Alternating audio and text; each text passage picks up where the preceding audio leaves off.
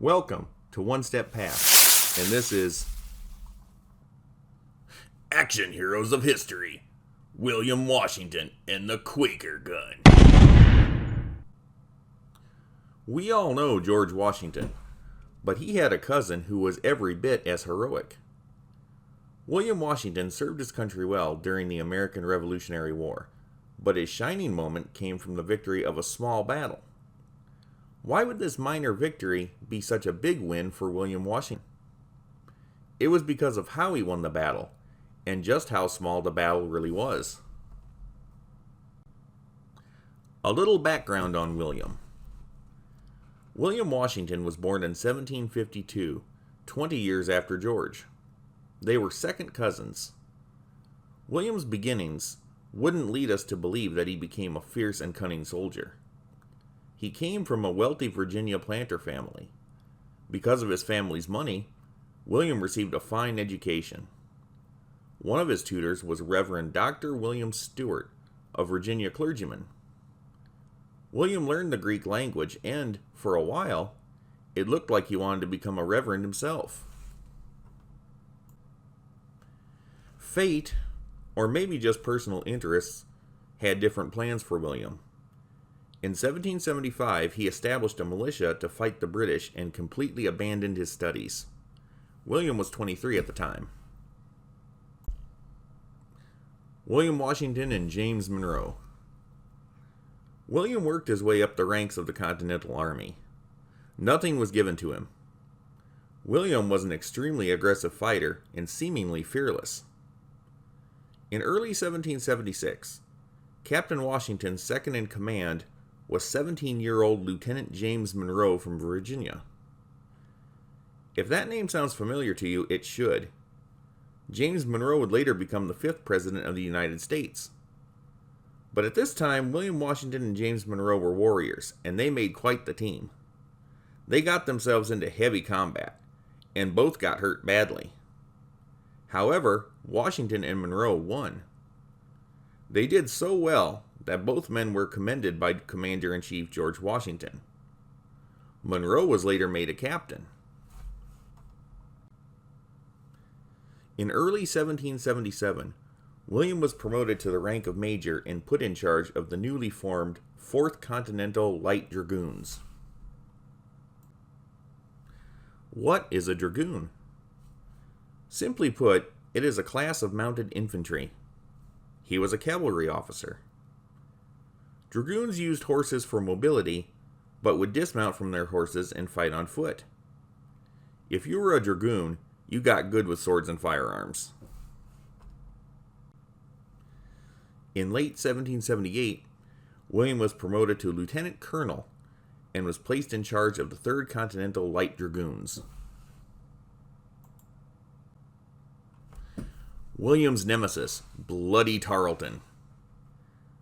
In early 1780, Washington's regiment joined forces with what was left of the 1st Continental Light Dragoons at Bacon's Bridge, South Carolina. The British had become strong in this area. On March 27th, Washington went head-to-head against Lieutenant Colonel Banastre Tarleton, commander of the British Legion, for the first time. Tarleton had a number of unflattering nicknames. Among them was Bloody Ban and the Butcher. He was an excessively violent man and was known to torture and kill American prisoners of war. William Washington beat Tarleton and his redcoat flunkies not once, but twice in the same day. The first was at Rutledge's plantation.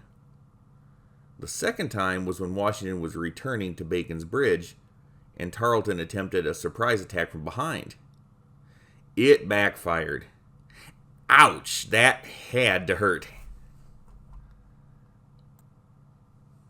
Tarleton's big payback. Tarleton was licking his wounds after a severe beating from William Washington and the boys. However, he came back hard on April 14th, 1780. The Battle of Monk's Corner happened just outside of Charleston, South Carolina. Tarleton's forces attacked the Continentals and delivered a crushing defeat. 15 dragoons were killed, 17 were wounded, and 100 were captured.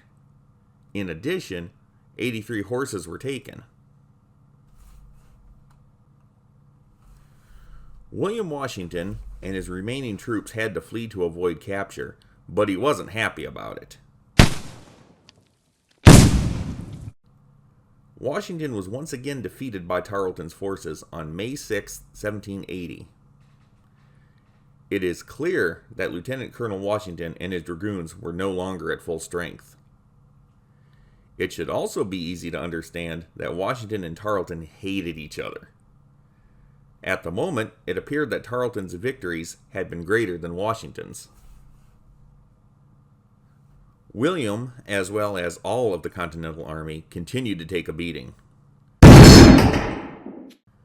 On August 16, 1780, the British won the Battle of Camden in South Carolina.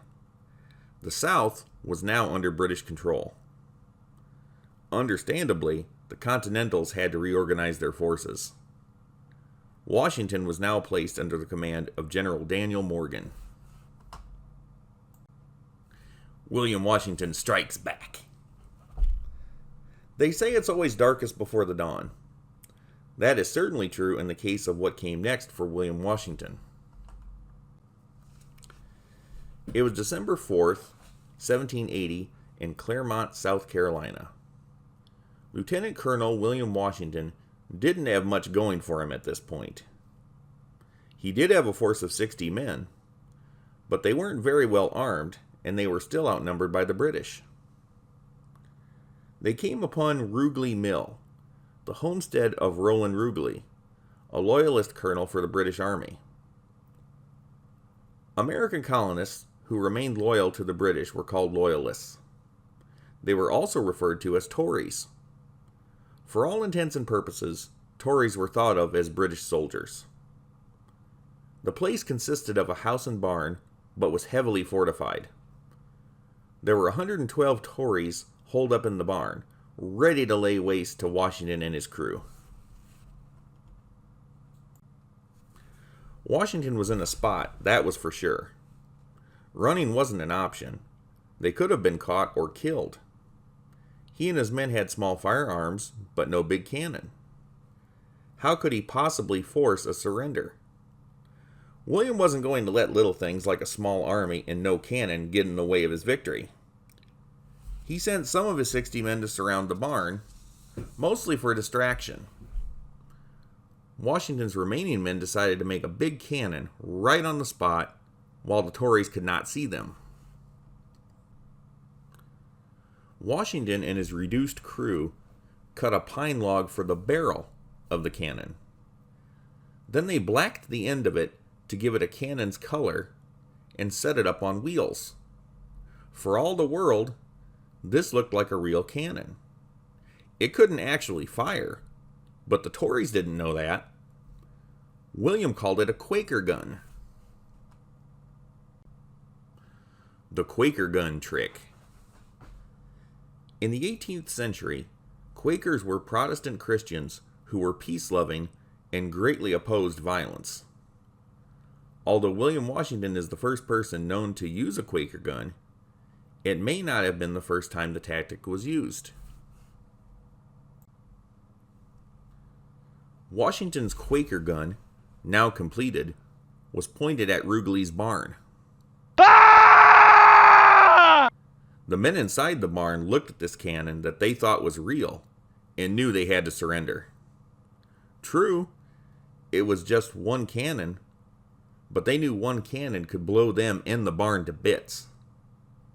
Washington captured 112 enemy soldiers without firing a single shot, all because of a fake cannon. What happened after the Quaker gun incident?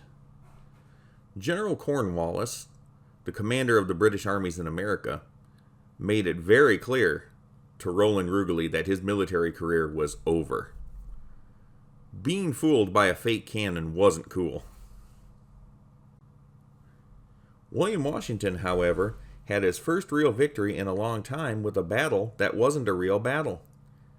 It must have done something for his self-esteem because he continued to win after Rugeley's Mill.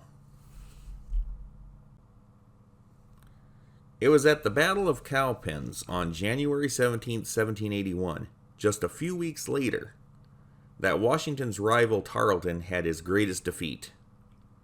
More than 800 British soldiers were killed, wounded, or captured.